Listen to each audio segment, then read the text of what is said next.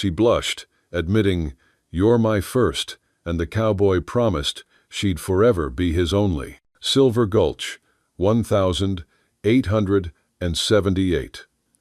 The moon, a cold, indifferent eye, hung low over the town, its pale light casting long, skeletal shadows across the dusty streets. Every respectable soul was long since behind a locked door, leaving the world to the ghosts and the outlaws.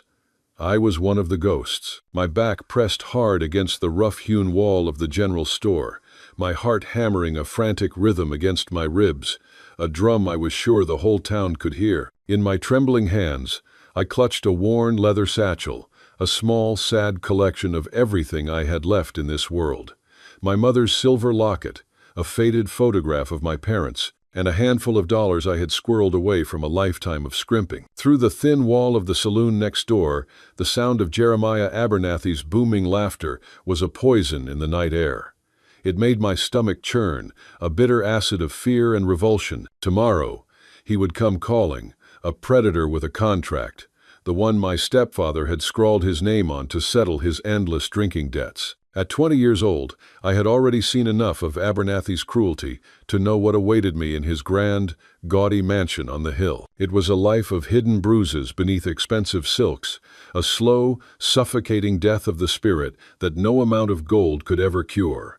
I was a lamb walking to the slaughter, and I knew it. The only way out was to run. I waited, my breath held tight in my chest, until a thick cloud, a dark blessing, passed over the moon, plunging the street into a deep and absolute blackness. This was my moment. This was my one chance. But as I took my first trembling step, the sound of a horse's hoof on the cobblestone broke the silence of the night. It wasn't the slow, drunken swagger of a cowboy returning home. It was a rhythmic, purposeful clatter, the sound of someone who knew exactly where they were going and why. My stomach dropped. I froze, my eyes wide, my heart now a frantic, terrified bird trapped in my chest. A dark, lone rider emerged from the shadows, their silhouette stark against the fading moonlight. I had a choice to make, and I had to make it in the next second. I could risk it, run as fast as my legs would carry me, or I could hide, praying that whoever it was would pass me by. With a silent gasp, I pressed myself back against the wall, melting deeper into the shadows. My one chance for freedom was slipping away, and I was about to find out if I was running from Abernathy or running straight into the arms of something even worse. If you enjoy the story, hit that subscribe button right away, and if you don't, then just hit the like button anyway to keep more Wild West love stories coming. There's a peculiar ache that comes with being a ghost in your own life, a hollow, echoing loneliness that tells you your heart is already a tomb. That was my reality, the cold, hard truth that settled over my soul like a shroud. I was a phantom, walking a path laid out by others, with no direction of my own. My days were a monotonous tapestry of what I was supposed to be, not who I was. And my nights were spent wrestling with the suffocating weight of a future I didn't choose, a future that promised nothing but chains of a different kind. I clung to a wisp of a memory of a time when laughter was not a forgotten luxury, when joy wasn't a foreign word. That memory was a faint star in a dark, empty sky, a cruel, beautiful lie I told myself just to keep from falling apart. But even a ghost has its breaking point. Tonight, that point was a man's laughter echoing from a saloon, a sound that promised a lifetime of misery. So, I ran. I chose the unknown over the unbearable. I led my father's old, weary mare, Buttercup, out through the back, wincing at every hoofbeat on the packed earth, every creak of the wagon's wheels sounding like a cannon shot in the silent night. The edge of town loomed ahead, and beyond it, nothing but miles of sagebrush and uncertainty. People spoke in hushed whispers of what happened to women alone in the wilderness, Indians, outlaws, wild animals, thirst, and a sun that could drive you mad. But those were just possibilities, things that might happen. Jeremiah Abernathy was a certainty. He was a promise of a life that would drain every drop of my spirit until there was nothing left but a shell. So I chose the wilderness. I chose the rattlesnakes and the wolves. At least they would kill me quick, not slowly and painfully over a lifetime of submission. The first few miles passed in a blur of sheer terror. I kept looking back, half expecting to see torches and hear the thunder of pursuit. But Silver Gulch slept on, unaware that one of its daughters had chosen to become a ghost of a different kind, a free ghost, if only for a little while. By the time the eastern sky began to pale, I'd put a good distance between myself and my prison. The horse's sides heaved with effort, and the wagon groaned under the strain. We needed to rest. I found a cluster of gnarled cottonwoods near a dried creek bed and stopped. My hands fumbled with the canteen. I had managed to fill 2 at the well, but already I wondered if it would be enough. The vastness of the landscape struck me then, an endless sea of scrub and rock beneath a sky so wide it made me dizzy. I'd traded walls for emptiness, and for a moment, the magnitude of my decision threatened to overwhelm me. No going back now, I whispered to the mare, who stood with her head low, exhausted. I loosened the saddle and let the horse graze on what sparse grass grew in the shade.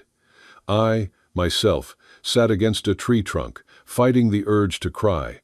Tears were a luxury I couldn't afford. Not out here where every drop of water might mean the difference between life and death. The sun climbed higher, and with it came the merciless heat. I dozed fitfully through the afternoon, starting at every sound, the scuttle of a lizard, the cry of a hawk overhead. When evening finally brought some relief from the heat, I saddled the horse again and continued west, always west, toward the setting sun and whatever unknown fate awaited me there. 3 days passed in this harrowing pattern, riding by night, hiding by day. My water ran low, then out completely. My lips cracked and bled. The mare stumbled more frequently. The old horse couldn't last much longer without water. On the 4th morning, as I searched desperately for any sign of a spring or stream, I spotted something that made my heart nearly stop. A lone rider on the ridge above, sitting his horse with the easy confidence of a man born to the saddle. The sunrise painted him in silhouette, broad shoulders, wide-brimmed hat, the glint of spurs. I instinctively reached for the old pistol my father had kept in his drawer, though I'd never fired it and doubted I could hit anything if I tried. The rider had seen me too. He sat motionless for a long moment, and I felt his gaze like a physical weight. Then, slowly, he began to descend the ridge, not rushing, not threatening, but inevitable as the sunrise itself. My mouth went even drier, if such a thing were possible. I'd heard enough stories to know that meeting a strange man out here, miles from anywhere, rarely ended well for a woman alone, but I was too tired to run, and the mare was beyond running anyway. So I stood my ground, one hand on the pistol butt, trying to look braver than I felt. The rider came closer, details forming through the haze. Dark hair in need of cutting, a face worn by sun and wind, clothes patched but clean. A Winchester rested across his saddle, and a pair of Colts hung low on his hips. He stopped 20 feet away, touched the brim of his hat, in a gesture I couldn't read mockery or respect. "Ma'am," he said, his voice rough as the desert, "looks like you're in some trouble." I lifted my chin, the movement stinging my cracked lips. "I'm managing fine, thank you." He smiled faintly. "That so? Your wagon and horse say different." His gray eyes swept over the exhausted mare and broken wagon. "When's the last time either of you had water?" Pride faltered. 2 days, I admitted. The rider swung from the saddle with easy grace, unhooked a canteen, and stopped just out of reach. A scar cut across his left eyebrow, and he smelled of leather and dust. "Name's Jedediah Stone. You can put that pistol away. If I meant harm, you'd know it already." I hesitated, then took the canteen. The first sip was heaven, though I forced myself to drink slowly under his watchful gaze. I thanked him, then gave water to my mare. "I'm Mary Smith." "Sure you are," Jed said dryly. "Out here for your health." I flushed. I couldn't tell him I was a runaway, with Abernathy's men perhaps on my trail. "My business is my own, Mr. Stone." "That it is," he said. "But this desert kills just the same, no matter what you're running from." He studied me, as though reading every secret. "There's a spring 5 miles northwest. I'm headed that way. You can follow." "I can find it myself," I said stubbornly. He shrugged. Head for that notch in the hills. Bear left at the split rock shaped like a pulpit. Cottonwoods mark the spring. Can't miss it. He mounted again. Course, rattlers nest by that rock, and coyotes watch the spring, but I'm sure a woman doing fine alone won't have trouble. He turned his horse. Pride held me for a heartbeat, but fear broke it. Mr. Stone, he paused. I would be grateful for the guidance. His smile was less mocking this time. Smart choice. Let's get that horse some water. I followed, uneasy.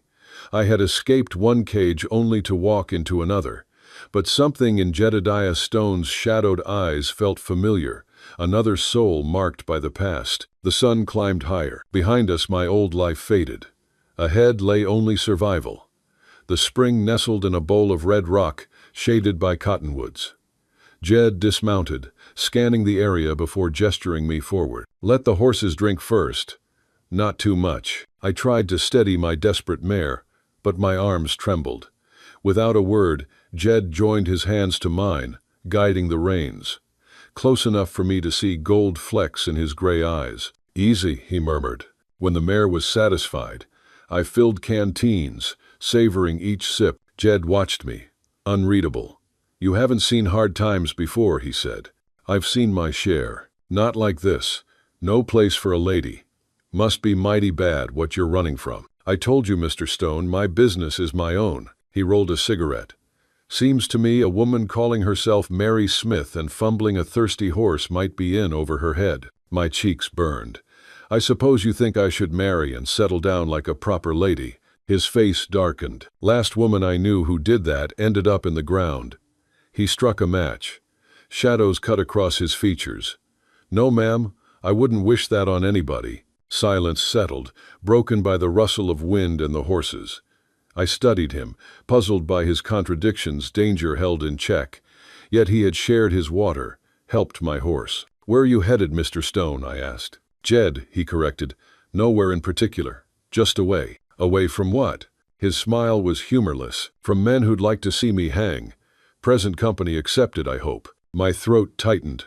An outlaw. I should fear him, but somehow I didn't. Perhaps because I was an outlaw now, too. I should go, I said, though the thought of facing the desert alone sickened me. In this heat, your horse won't make another mile. Jed ground out his cigarette. We'll rest till evening. Then I'll see you as far as Culverson. 3 days' ride. Railroad runs through there. Train can take you anywhere. Then I can't pay you. Didn't ask. His eyes met mine. Just don't point that pistol at me again. Makes me nervous. Despite myself, I smiled faintly. It isn't loaded, I know. He tipped his hat low. Get some rest, Mary Smith. Long road ahead. Exhaustion dragged at me. I lay down where I could watch both Jed and the horizon, fingers curled around the empty pistol. Sleep claimed me fast, the desert wind whispering through the cottonwoods. If you like Wild West love stories or Wild West stories, drop a bunch of 1 second, and your place in the comments for the Wild West Love channel. Tell me where you're listening from so I don't feel so alone out here. There's something to be said for the silence of the desert, the kind that swallows a man whole. It's a silence that holds no judgment, only a vast, empty canvas. But for a heart as broken as mine, the silence was a cruel mirror, reflecting a past I couldn't escape. My past wasn't just my own. It was a shared wound, a testament to a life that had been stolen. Every breath I took was a silent plea for forgiveness, every step a painful reminder of what I had lost. I had built a life on the belief that a man could outrun his demons, but the West was a brutal teacher, and I had learned that some demons ride faster than any horse. They ride in the form of memories, of a price on your head, and of a world that refuses to let you forget. My name was a curse, a whisper on the wind. I was Jedediah Stone, the wolf of Willow Creek, and I had nowhere to run. I had chosen this life, a life of solitude and shadows, but in that lonely existence, I had forgotten what it was like to feel seen. Then she came, the little slip of a girl with eyes as gray as a storm and a foolish bravery that made my heart ache. She was running from a fate I knew all too well, a life of being owned, a spirit slowly suffocated. And for a moment, in that desolate expanse, I saw a reflection of myself, of a younger me, who believed in a better life before the world had carved its scars into my soul. She was a burden, a complication, a dangerous distraction from the life I had so carefully constructed.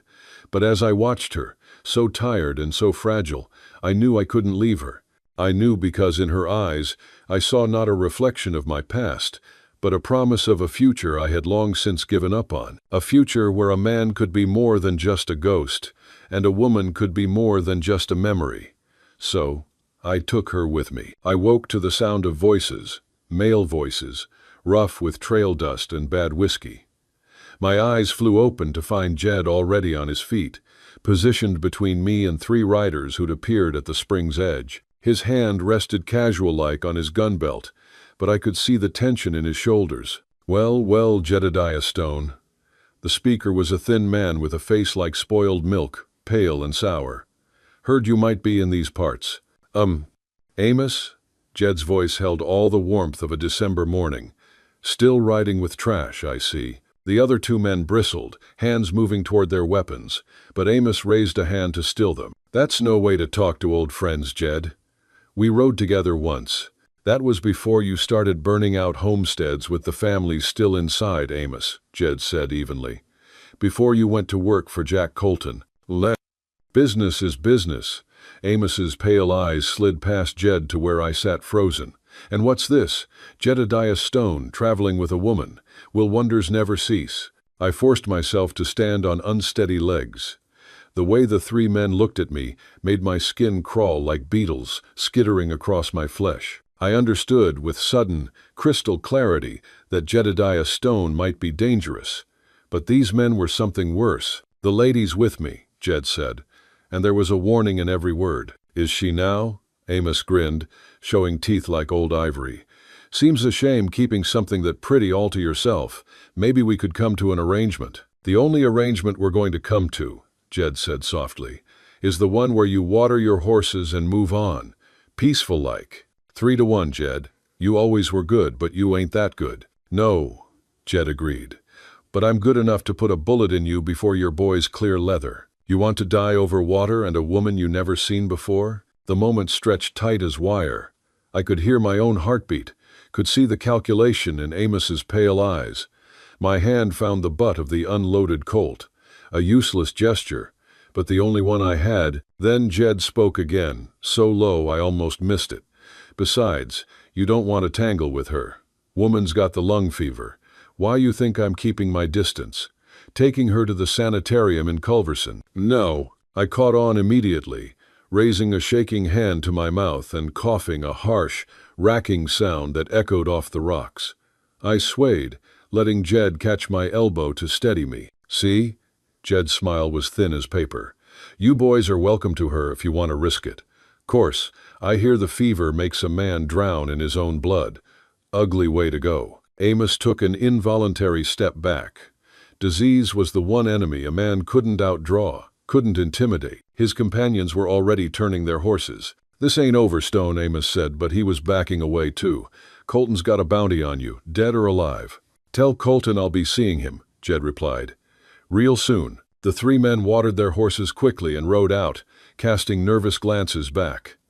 Only when they disappeared over the ridge did Jed release my arm. I hadn't realized how hard he'd been gripping it until the blood rushed back. "Lung favor?" I asked weakly. First thing come to mind. He was already moving toward the horses. "We need to go now. They'll figure out the truth soon enough." I didn't argue. My hands shook as I saddled the horse, the encounter leaving me more rattled than 3 days alone in the desert. Jed worked beside me, efficient and calm, but I could see the urgency in his movements. "Those men," he began, "are the reason you don't trust strangers out here," he finished. "Mount up." Louis. We rode hard through the cooling evening, pushing the horses as much as we dared. Jed led us through a maze of arroyos and dry washes, doubling back twice, laying false trails. I clung to the mare's mane and tried not to think about what would have happened if I'd met Amos and his men instead of Jed. When full dark fell, he finally called a halt in a sheltered canyon. "No fire tonight," he said, and I didn't argue. We ate cold biscuits from his saddlebags and shared water in silence. The stars emerged one by one until the sky was ablaze with light. "Thank you," I said at last, "for what you did back there." Jed shrugged. "Didn't do it for thanks. Why did you do it then?" He was quiet so long I thought he wouldn't answer. When he finally spoke, his voice was rough as sandpaper. "Had a sister once. She'd have been about your age." He stood abruptly. "Get some sleep. I'll keep watch." I wanted to ask about the sister, about the woman buried by the creek, about the price on his head.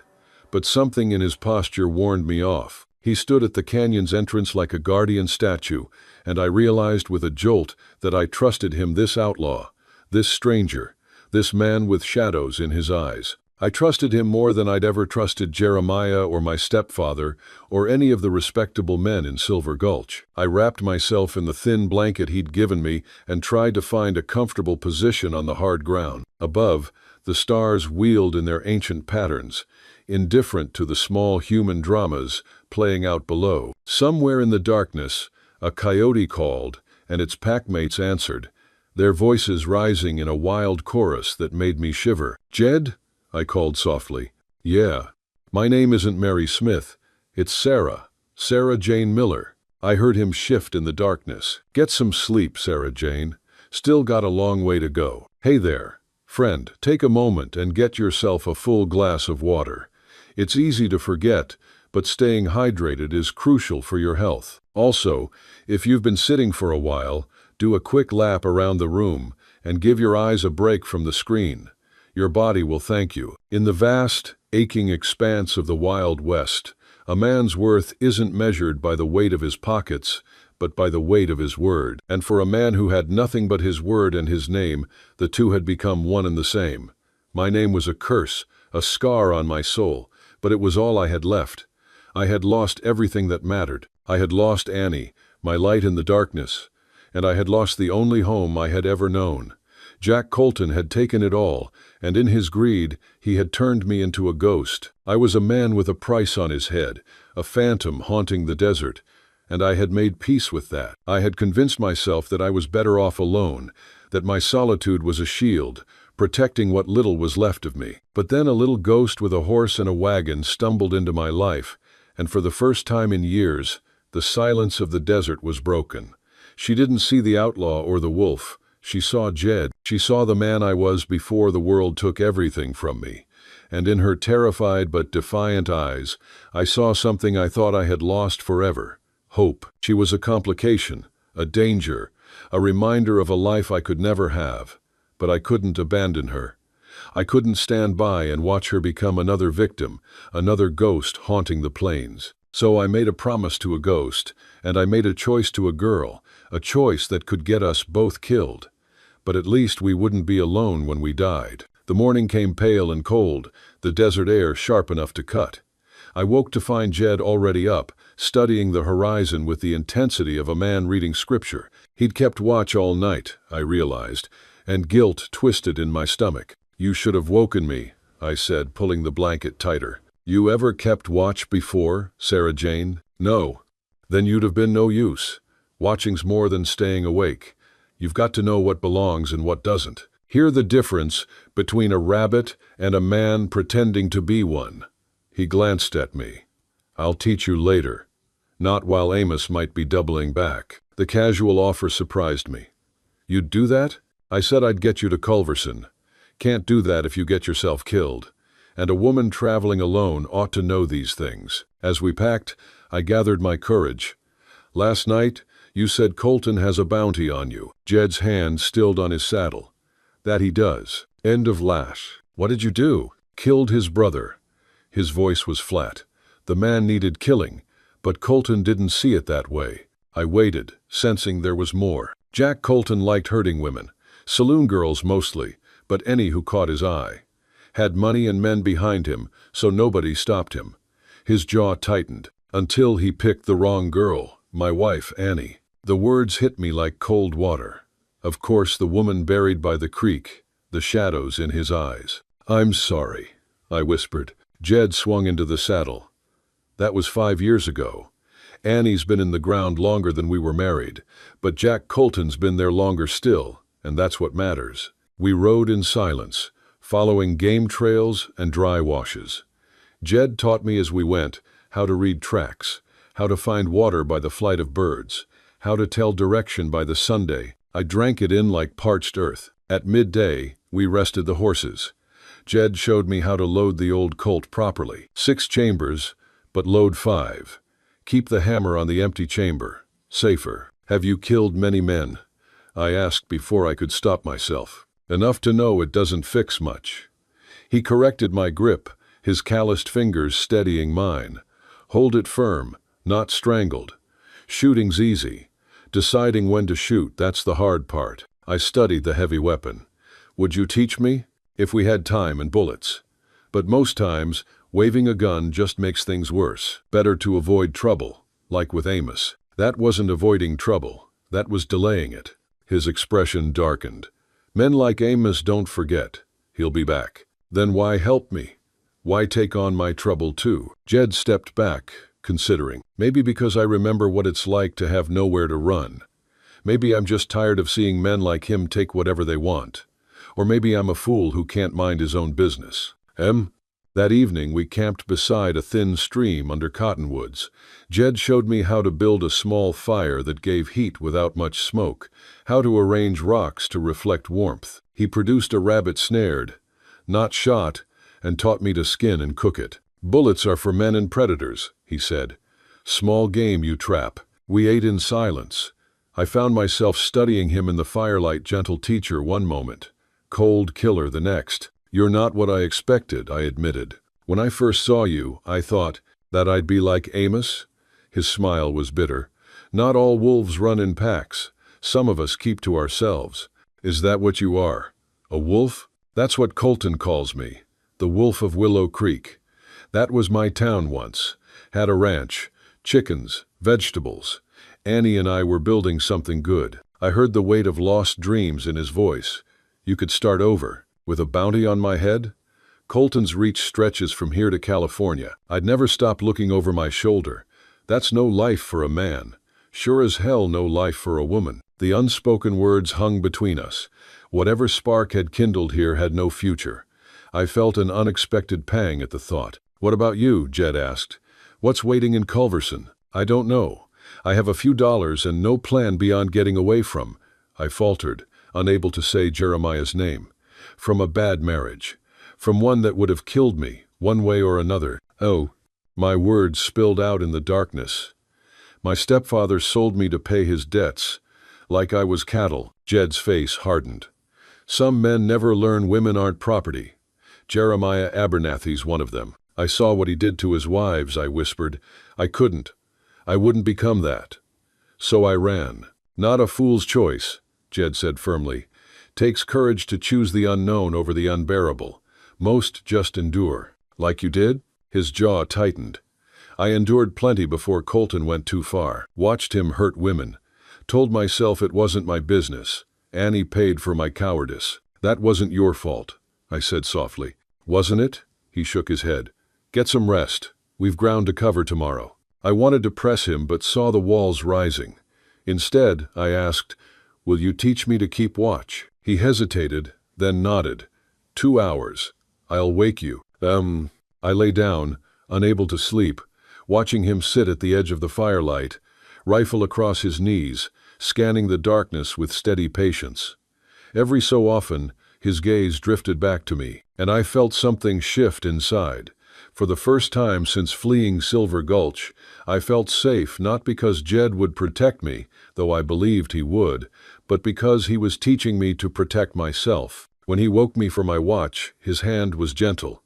Time to learn. Though I took his place while he guided me what sounds meant all was well, what silences meant danger, how to keep the fire from blinding me to movement in the dark. Trust your instincts, he said. If something feels wrong, it probably island better to wake me for nothing than miss the real thing. I gripped the rifle across my knees. Jed, thank you. I know I'm not your responsibility. In the dying firelight, he almost smiled. Maybe not, but Annie would have liked you. She'd have wanted me to help. He lay down with his hat tipped over his eyes. 2 hours. Don't try to be a hero. I sat my watch as the fire sank to embers. learning to tell the difference between normal night sounds and true danger. For the first time since leaving home, I felt I might survive not just the desert, but whatever came after. Jed had given me more than protection. He'd given me skills, confidence, the tools to build a new life. When my watch ended, I woke him, proud I'd managed on my own. He squeezed my shoulder in quiet approval. Tomorrow would bring new dangers, and Amos was still out there. But tonight, in this fragile circle of safety, I began to believe I could become someone stronger than the frightened girl who had fled Silver Gulch. If you're watching on TV, don't hesitate, grab your phone and hit subscribe to my channel so you'll never miss out on our amazing characters. There's a quiet strength in the Wild West, a stoic beauty that the movies rarely show. It's the strength of a woman who learns to shoot, not for sport, but for survival. It's the beauty of a man who, despite a past of violence, finds the gentle grace to teach. In this cruel, beautiful land, love isn't a grand declaration. It's a shared canteen of water. It's a lesson in survival. It's a hand offered in the darkness, and a promise made under the indifferent gaze of a billion stars. It's about two people, broken by the world, finding a way to put the pieces back together, not just for themselves, but for each other. It's a testament to the fact that even in the bleakest of circumstances, even when the past haunts your every step, there is always room for a new chapter to be written. A chapter of hope, of healing, and of a kind of cowboy love story that the West will never forget. A story about finding your way home when you thought you were lost forever. The dust cloud appeared just after noon, too deliberate to be wind-driven. Jed spotted it first, his whole body going still in that way I had learned meant danger. Without a word, he guided us off the trail into a narrow ravine thick with greasewood. "How many?" I whispered, my hand moving to the Colt at my hip. "6, maybe 7. Jed's eyes never left the horizon, moving with purpose. "They know we're here." My stomach clenched. "Amos, maybe? Or maybe someone noticed a missing horse in Silver Gulch." His expression was grave. "Either way, we can't outrun them. Not with your horse and wagon." My mare staggered, sweat streaking her sides. Jed's bay was stronger but burdened. Fighting wasn't an option. "There's a place," Jed said, turning his horse. "Old Apache hideout. If we can reach it." We rode hard through the ravine, stones clattering under hooves. Voices echoed closer. Jed pushed us up a treacherous slope, shale sliding beneath the horses. At the top, hidden behind red rock, was a narrow cave mouth. "Inside, quick," he ordered, dismounting. I followed, heart hammering. The cave opened into a chamber blackened by ancient fires. Jed positioned the horses, checked his weapons, and handed me his rifle. "Remember what I taught you?" I nodded, though my hands shook. "Jed, if it's Jeremiah's men, they're here for you. I could lead them off." "No." My voice cracked sharper than intended. "We stay together." Jed studied me, something shifting in his gray eyes. Stubborn woman. His lips quirked faintly. But then the voices outside grew louder. "Jedediah Stone!" The shout echoed off the rocks. "Not Amos, someone else. We know you're up there. Come out, and we'll make it quick." Jed moved near the cave mouth. "That you, Slim Pickens? Thought you were too old for bounty hunting." "A bounty this size buys a lot of retirement." "Nothing personal." "Always is personal when men come to kill you," Jed shot back. "How many of Colton's coins in your pocket?" Outside, boots scraped stone, guns readied. I counted at least 5 voices. Slim called again. "Come out peaceful, and we won't hurt the woman. Amos told us about her. Pretty little thing," he said. "Be a shame if something happened." Jed's jaw tightened. He glanced back, calculating. I shook my head fiercely. "Don't you dare give yourself up for me." "No. Might be the only way." "Then we find another way," I hissed. "You taught me to survive. Let me help." Slim's voice grew impatient. "Maybe we'll just smoke you out like rabbits." I remembered Jed's lesson. Misdirection. Raising my voice, I called, "Mr. Pickens, this is Mrs. Sarah Stone. My husband and I are headed to Culverson. We don't know anything about a bounty." Silence. Jed stared, eyebrows raised. I pressed on, voice trembling. "Please, I'm with child. We just need a doctor. Jed's a farmer from Nebraska. Outside, voices murmured. Jed leaned close. Mrs. Stone, farmer from Nebraska? You don't look it. Despite danger, his eyes glinted with admiration. Slim answered, skeptical.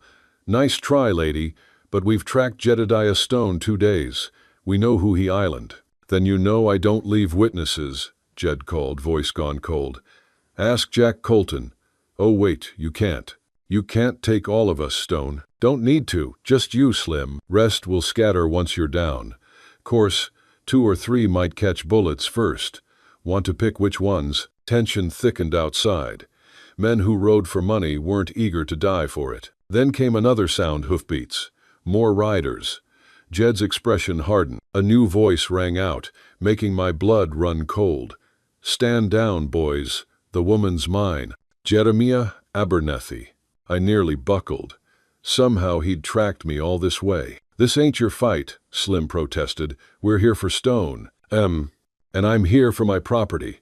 Jeremiah's voice grew closer. Girl stole my horse and wagon. Humiliated me. That's a hanging offense. I'm not your property, I shouted. I was never your property. Your stepfather's signature says different. Bought and paid for. Now come out before I lose my temper. Jed touched my arm. How many men? 3, maybe 4. Enough to make him feel brave. So 9 or 10 total. Jed's smile was sharp. I've had worse odds. Jed, no. There has to be another way. Their island. He pulled me deeper inside. Back of this cave, there's a passage out. Take the horse and go. I won't leave you. You will. His grip on my shoulders was firm. This is my fight. You made it mine when you helped me. I'll finish it, but not without you. His gray eyes bored into mine. Please, Sarah Jane. I can't watch another woman die because of my choices. I'm not Annie. My words rang harsh, but I didn't care. I'm not helpless. You taught me to fight, so let me fight. Outside, Slim and Jeremiah argued, tension ready to snap. Jed's voice softened.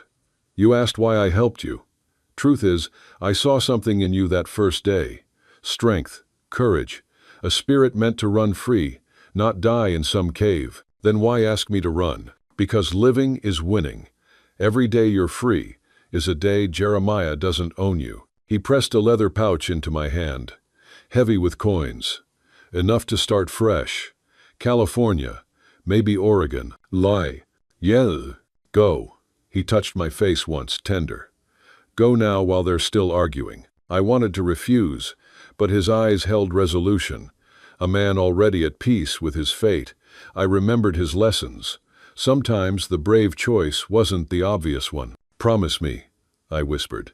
Promise you'll try to get out alive. I promise to do what needs doing. Not the answer I wanted, but all he'd give. I grabbed the saddlebags, then paused. Before I could stop myself, I kissed him quick, fierce, desperate. For a moment he froze, then kissed me back, rough hand tangled in my hair. When we pulled apart, his eyes held wonder and regret. Go, he said hoarsely, before I'm fool enough to ask you to stay. If you've made it this far, I know you're a true fan of WWL. From the bottom of my heart, I wish your day is filled with health and happiness, and may a little stroke of luck find you in the next 15 minutes. Don't forget to share it with me in the comments. I led the horse toward the back passage, tears blurring my vision. Behind me, Jed moved to the cave mouth, chambering his Colts. Slim, Jeremiah. His voice rang out hard and steady. Here's my offer. The woman rides out the back while we settle this face to face. Just me against your best gun. Winner takes all. You think we're stupid, Stone? Slim sounded wary. I think you're practical. You lose men in a cave fight. This way, most of you go home breathing. At the passage entrance, I looked back. Jed stood silhouetted against the light, every line of his body ready for violence. Our eyes met. He nodded once. Go. I pushed the horse through the narrow chute, its sides scraping stone. Emerging on the far ridge, I still heard shouting, but no gunfire yet. I should run. Jed had taught me that, survival above all. But another lesson rose stronger. Some things were worth more than survival. Running could be another kind of cage. I tied the horse, checked the Colt at my hip, and climbed back toward the voices. Jed had taught me to shoot, to track, to live, but also to choose my battles. And this one I chose. Gunfire erupted as I reached a rocky perch. Smoke and echoes filled the canyon. Below, a storm of lead and grit. I glimpsed Jed, a dark blur of motion.